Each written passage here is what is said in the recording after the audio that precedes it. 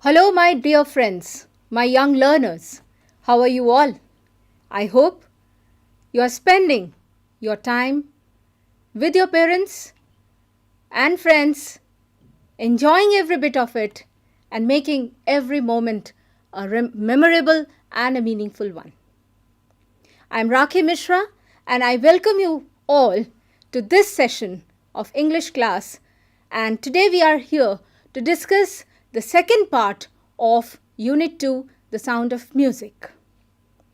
My dear children, without wasting any time now, let me just tell you about what we discussed in part 1, because it is also related to it, because the common thing between part 1 and part 2 is music.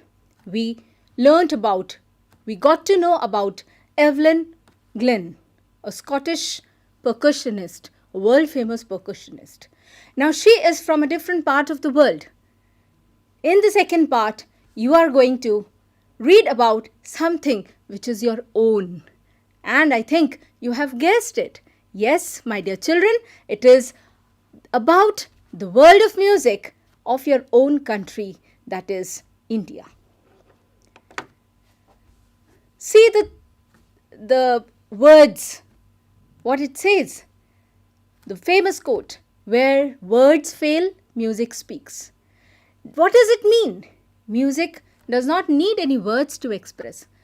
You don't need anything to talk or to tell what music gives you, what music explains, what music or how music connects you. Where words fail to express, music speaks.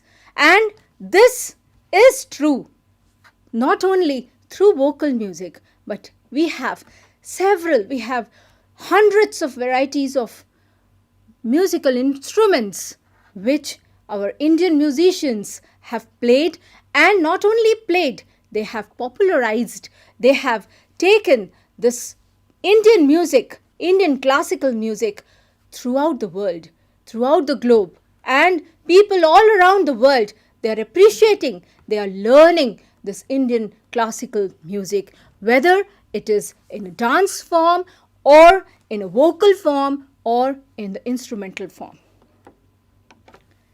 See these clippings. What do we see? The world famous Indian musicians. Yes, we have Pandit Hariprasad Chaurasia ji, who is known for his beautiful skill on flute. Then we have Ustad Vilayat Khan ji. He is a very famous, world famous sitarist. We have Ustad Zakir Hussain ji. You can see the instrument, no need to tell. Yes, it's tabla. We have Pandit Ram Narayan ji, and he is on sarangi. This instrument is sarangi.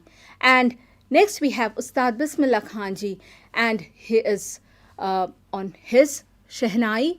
And we have Ustad Amjad Ali Khan ji on sarod.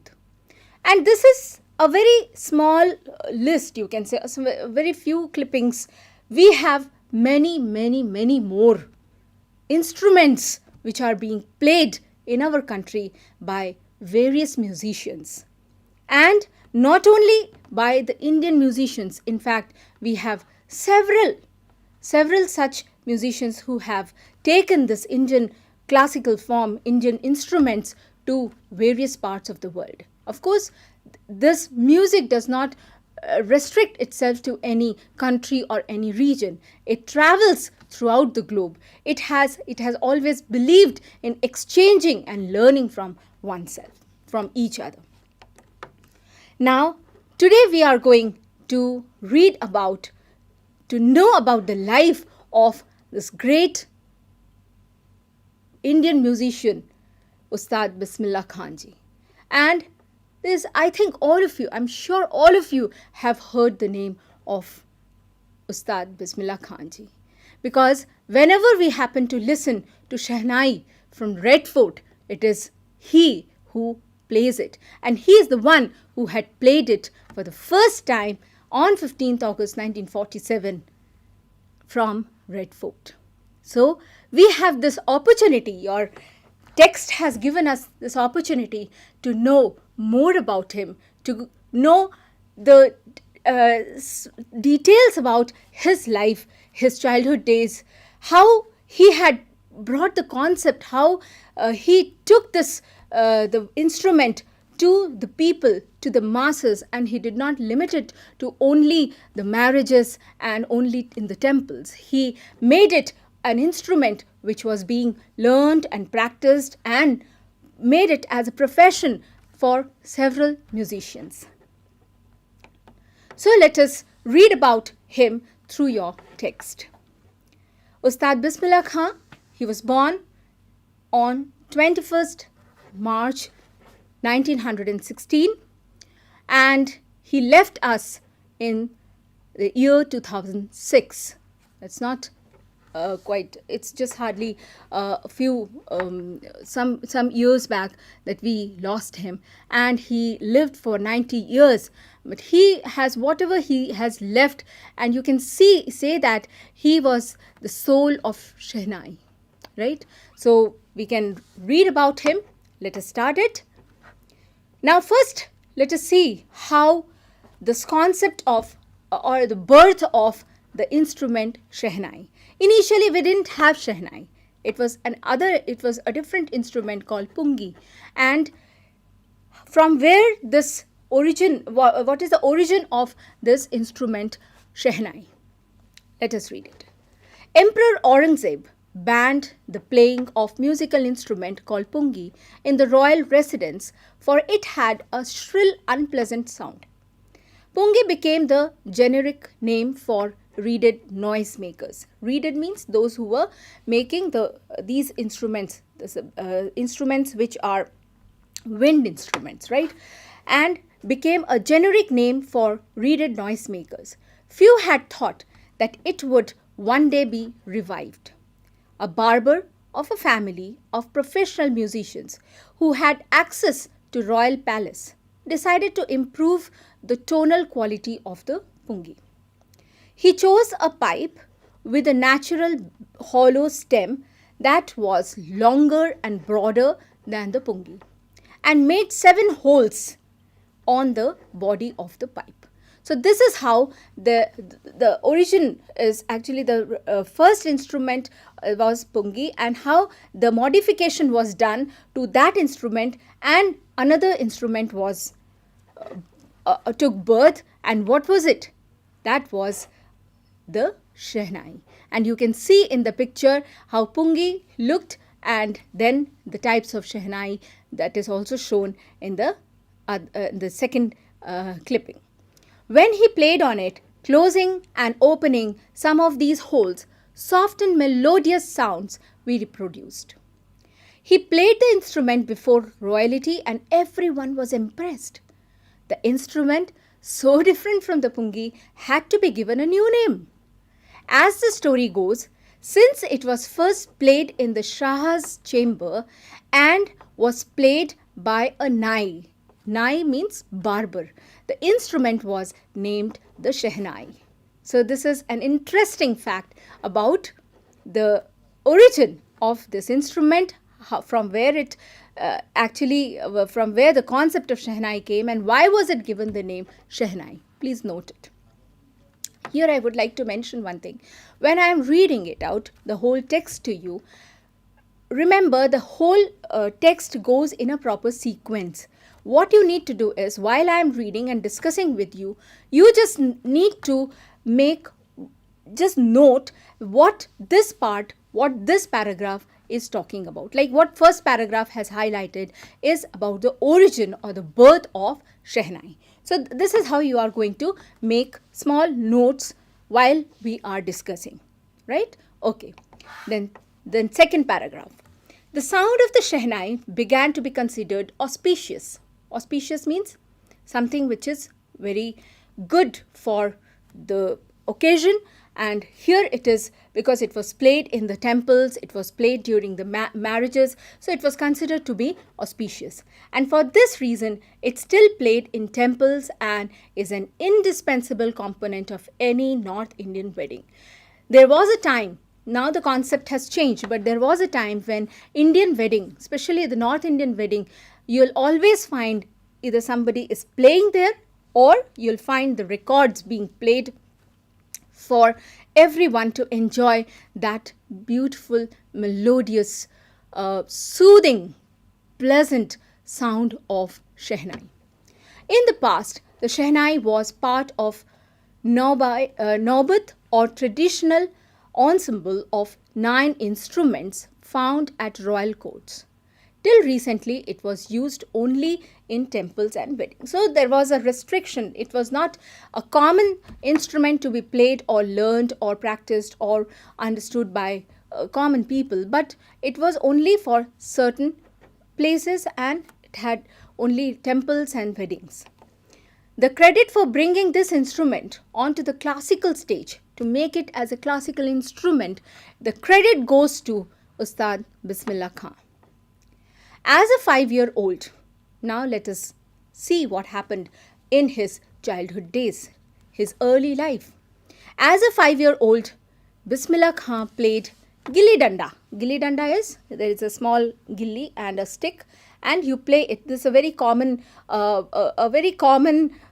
you can say a rural game being played by the children. You'll find in the villages still these days they play it. They don't, and that is very common mainly in the Indian villages, especially in the North Indian villages. Gilli danda near a pond in the ancient state of Dumrao in Bihar.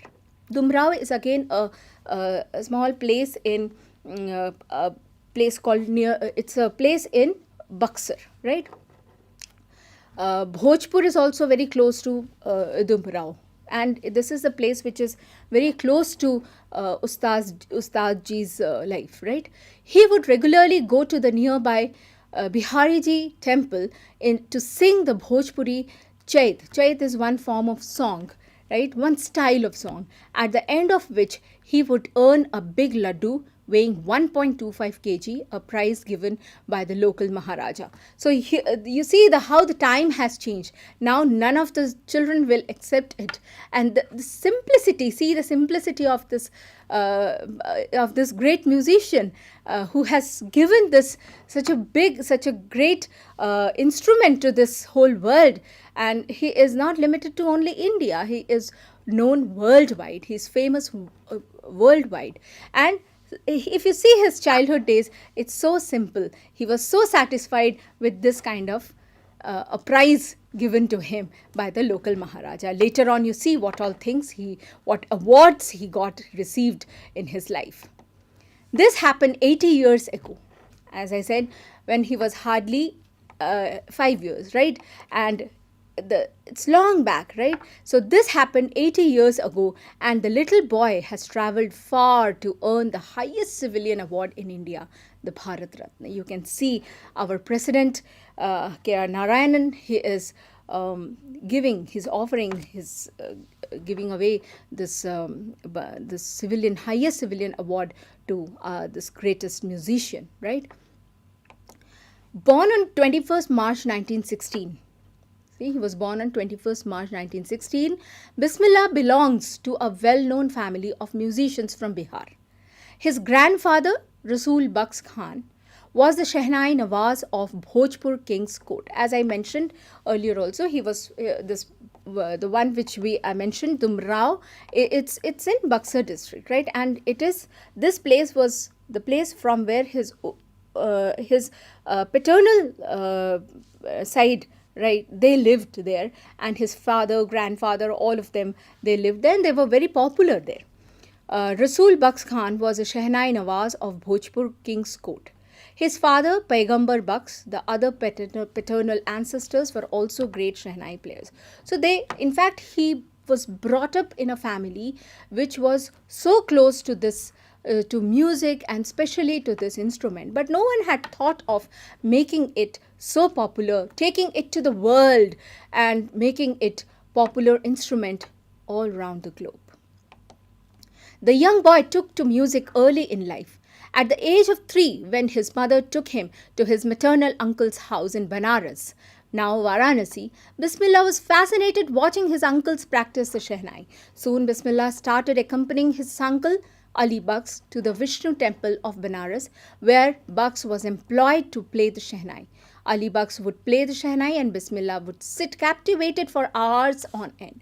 So you can very well understand that right from his childhood days, he was made to listen to this instrument very closely, and he used to get captivated by this. Slowly, he started getting lessons in playing the instrument and would sit practicing throughout the day. For years to come, the temple of Balaji and Mangalamai and the banks of Ganga became the young apprentice's favorite haunts where he could practice in solitude. It is always said that Ganga and the Ghat of Ganga had been very close to him. In fact, he used to sit and practice he used to play this instrument. He used to play for hours together at the banks of this river. The flowing waters of the Ganga inspired him to improvise. It's not that he just used to sit there and play this instrument, but he had preferred to sit there because he believed that he learned a lot from Ganga, from the river Ganga, right? And invent ragas that were earlier considered to be beyond the range of Shehnai. It was a myth by the earlier musicians that there are certain ragas which cannot be played on Shehnai, but he proved that nothing like that, and he invented several such ragas which could be played even on Shehnai. This is the place where he really loved. You can see him standing and observing from the Ghat and enjoying every bit of it. At the age of 14, Bismillah accompanied his uncle to the Allahabad Music Conference. At the end of his recital, Ustad Fayaz Khan patted the young boy's back and said, "Work hard and you shall make it." If you remember, in part 1 also I had mentioned that it is because of this hard work that she had achieved what she wanted. She gave to the world what no one could believe. Similarly here, even Ustadji also, he worked very hard. And this was the mantra given to him by Ustad Fayaz Khan. Work hard and you shall make it. With the opening of the All India Radio in Lucknow in 1938 came Bismillah's big break. He soon became an often heard Shehnai player on radio. When India gained independence on 15th August 1947, Bismillah Khan became the first Indian to greet the nation with his Shehnai. Such a great moment, such a memorable moment for each and every Indian.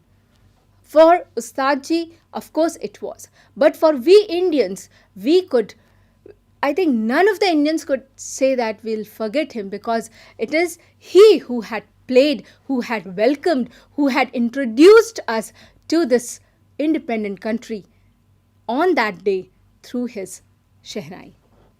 He poured his heart out into Raag Kafi. He had played Raag Kafi from the Red Fort to an audience which included Mahatma Gandhi and Pandit Jawaharlal Nehru, who later gave his famous Tryst with Destiny speech.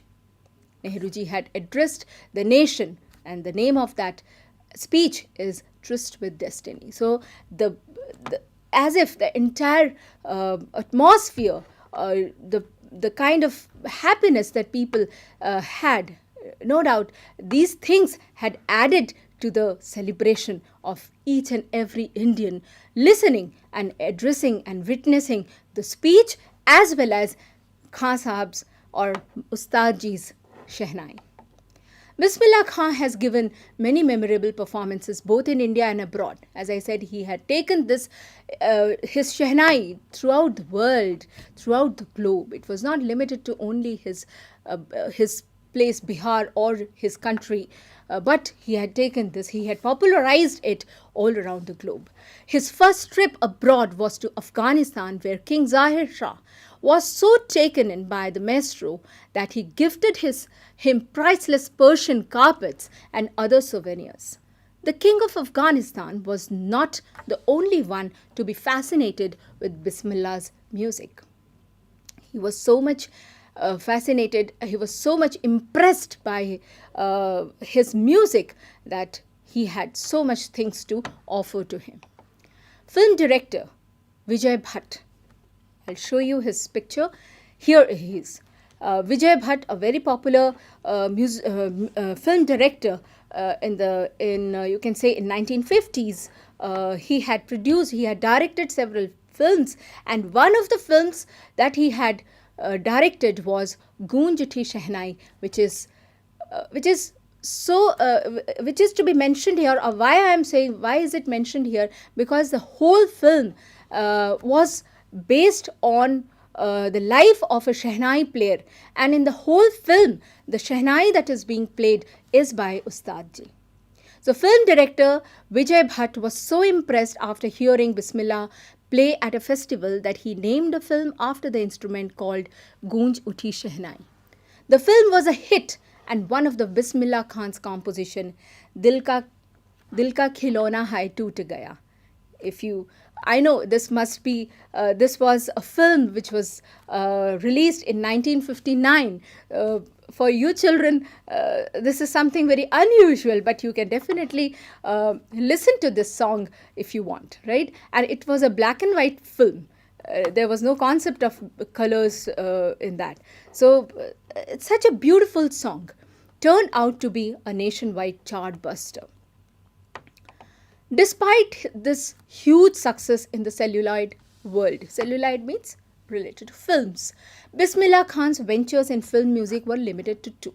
One is Vijay Bhatt's Goonj Uthi Shehnai, and another was in a South Indian film that was Vikram Srinivas was the producer, and he had produced Kannada venture Sannadhi Appanna. This is another film which is also based on the life of a Shehnai player, right? I just can't come to terms with artificiality and glamour of the world, film world, he says with emphasis. Had there been, it's not that he was not offered chances or he was not offered, he had lot of opportunities in the film world also. But what is the thing that he has mentioned here? You please note it, that he was not, he had a very negative opinion about the world, the film world, and he said that he does not he's not very comfortable, or he does not appreciate that artificiality and the glamour of that film world. So he wanted to just quit from there, and he never encouraged any of the offers from the film world. Awards and recognitions came thick and fast. Now for him, awards and recognitions, if you see his the documentaries, or if you see the interviews, you'll find the room where he had spent his life in Varanasi. It's in a very small congested lane, very normal, very simple life. And if you go and see, it's the entire house is filled with all the awards and recognitions that he had received throughout his life. So these things had never made him, never changed his personality. He remained a very simple man throughout his life. He led a very, very simple, a very humble person, very down to earth person, and he had never shown any kind of arrogance, or never took it as a matter of you can say something that would reflect in his personality for his recognition all around the world, but he preferred to remain as a very simple and humble person.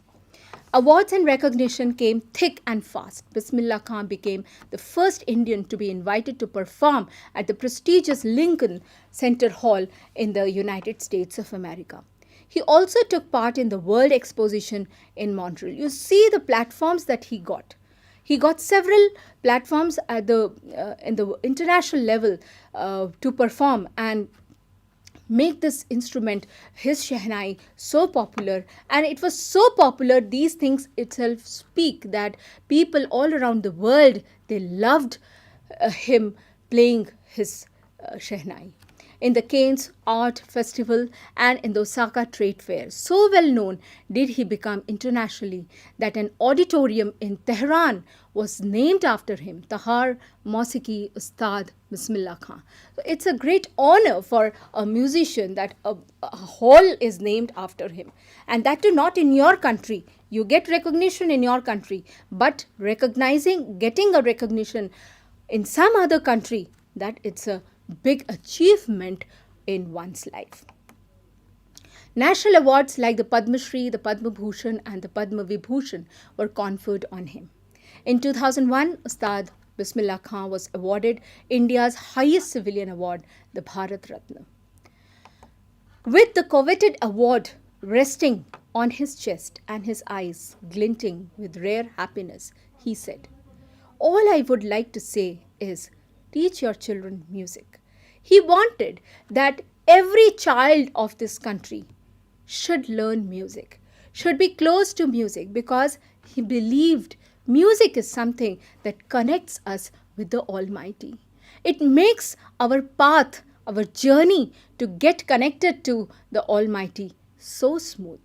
And it will not only bring a positive change in your personality, but it also it helps to control your emotions. And you can, your emotions, your beliefs, everything will be reflected through your music. You don't have to use words for that to express your emotions. Use music to express your emotions. And he wanted that it is Hindustan's richest tradition. Music is Hindustan's richest tradition. So every child must be encouraged to learn music. And that's what I also would like to say, that children, if you ever get a scope, please do pursue some kind of music training, whether instrumental or vocal or any kind of dance form, but remain close to music. Even the West is now coming to learn our music. In spite of having travelled all over the world, Khan Sahab, as he fondly called, is exceedingly fond of Banaras and Dumrao, and they remain for him the most wonderful towns of the world. He never preferred to live anywhere else. He always wanted Banaras and Dumrao, and he spent almost a lot of his time, even in the last part of his life, also he spent in Banaras. A student of his once wanted him to head a Shehnai school in the USA, and the student promised to recreate the atmosphere of Banaras by replicating the temples there. But you know what was his reply? But Khan Sahib asked him if he would be able to transport river Ganga as well. Though he was a Muslim, but he never wanted the religion to be a factor in making his music or reaching to the people through his music. He always treated everyone equally. He was always he knew only one language, that is the language of music.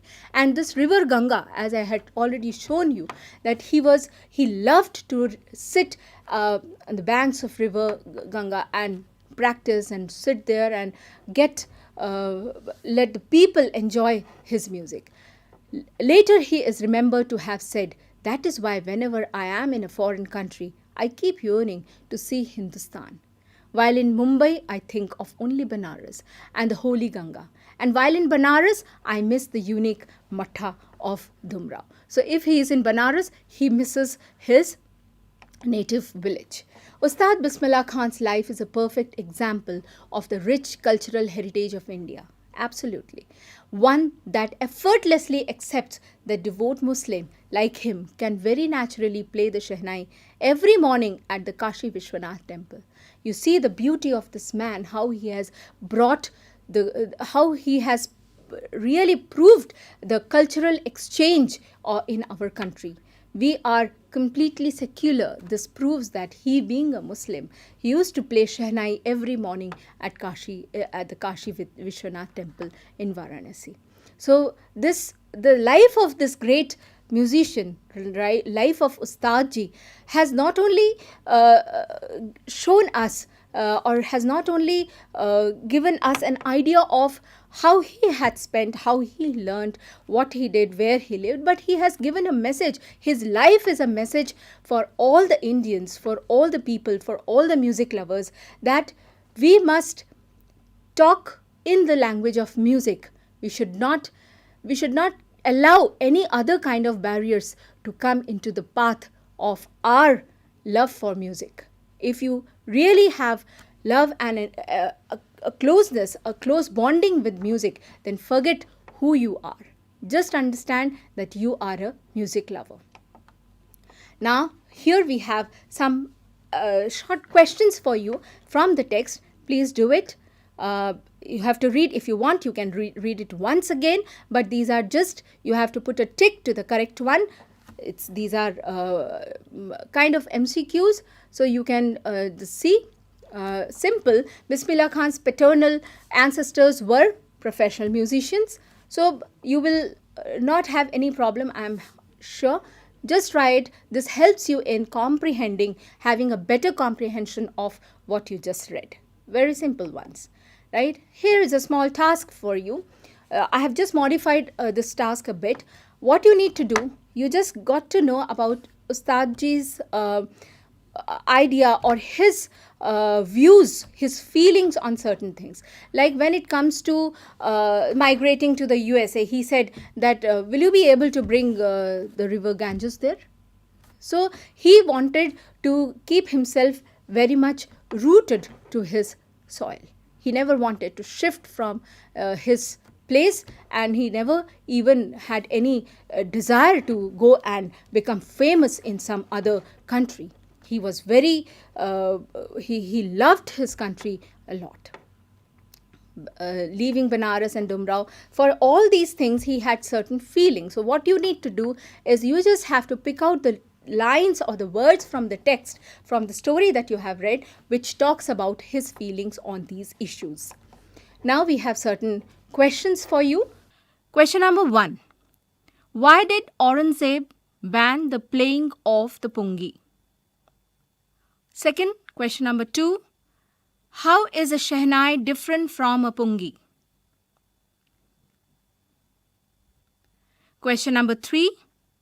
Where was the shehnai played traditionally? How did Bismillah Khan change this? Let us go to the next question. Question number 4. When and how did Bismillah Khan get his big break? Question number 5. Where did Bismillah Khan play the shehnai on 15 August 1947? And why was the event historic? Question number 6. Why did Bismillah Khan refuse to start a shehnai school in the USA? All these questions can easily be answered by locating in the text. Go through the text carefully. These are all straight questions. Now we'll move on to the next. From the text on Bismillah Khan, find the words and phrases that match these definitions and write them down. The number of the paragraph where you will find the words or phrases has been given for you in the brackets. First one, you locate paragraph 1. The meaning is given to you, the home of royal people. Refer to paragraph 1. You can find out the word which means the home of royal people. Now go to paragraph 5. We have the meaning, the state of being alone. Again, you will find, you have to locate the word which means the state of being alone. Next, we have paragraph 2. Just go to paragraph 2. The word meaning is given to you, that is a part which is absolutely necessary. Locate the word which means a part which is absolutely necessary. Again, go to paragraph 5. You'll find a word which means to do something not done before. Now go to paragraph 13.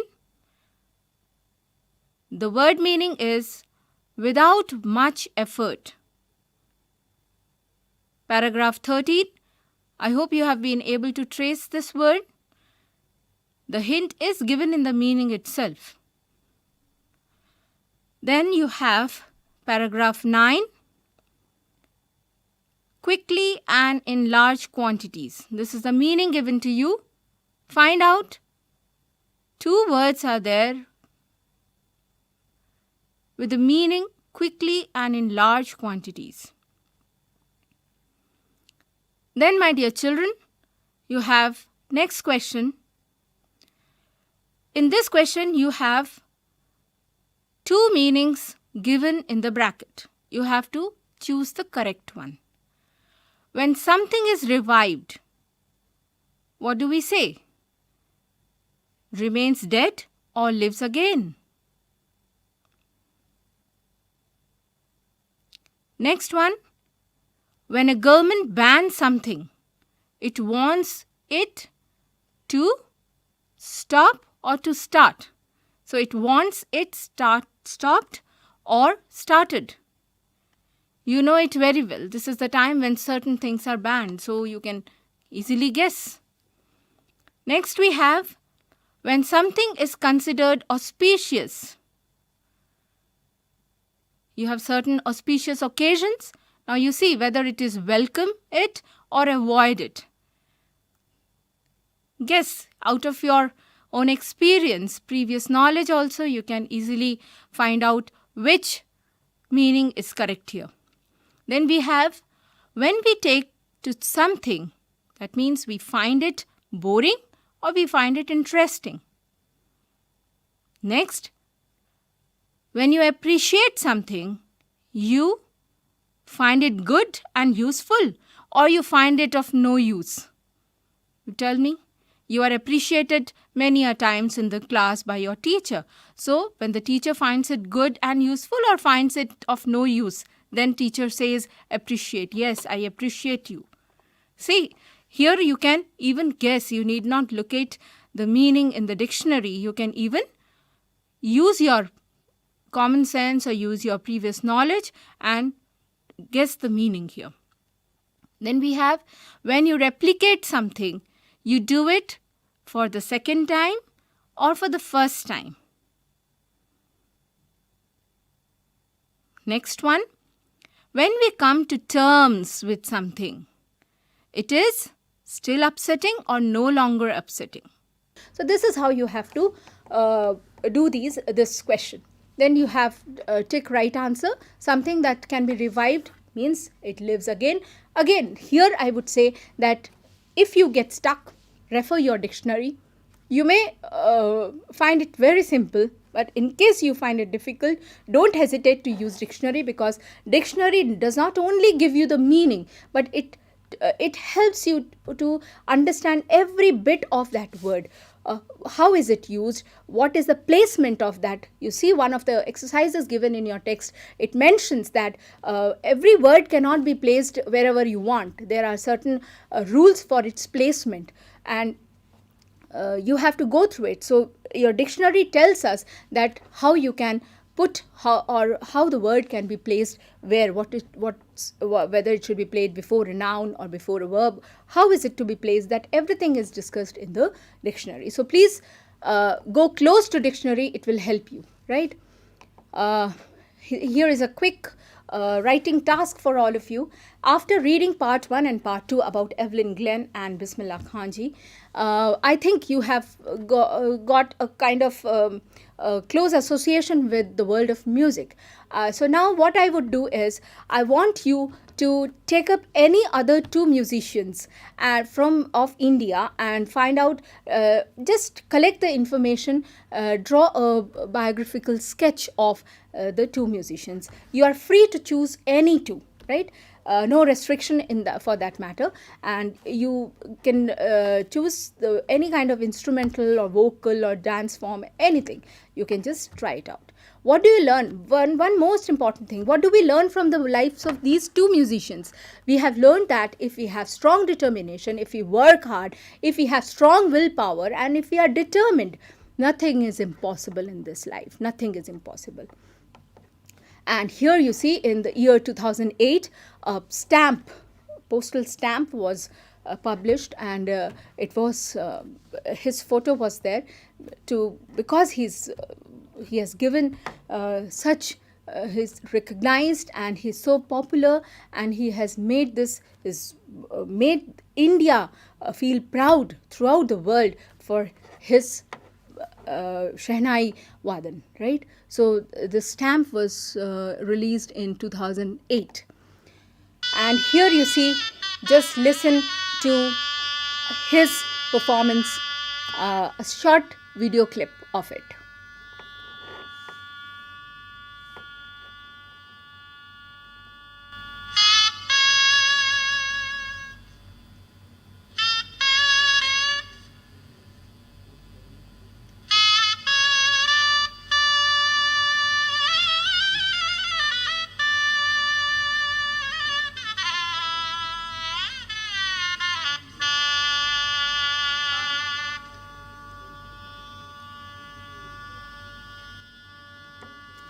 Just note here how he is enjoying his performance. There is every part of it, every bit of it, he wants the audience to enjoy as well as he himself is enjoying it. Such a cool personality, and he is enjoying, and he is making everyone enjoy that, right? So, and if you want, you can see the source of it. You can go to that particular clipping and you can listen to it if you want to enjoy it once again. So with this, I come to the conclusion of the second unit, second unit, part 2, from the life of Ustad Bismillah Khan. Thank you and have a nice day.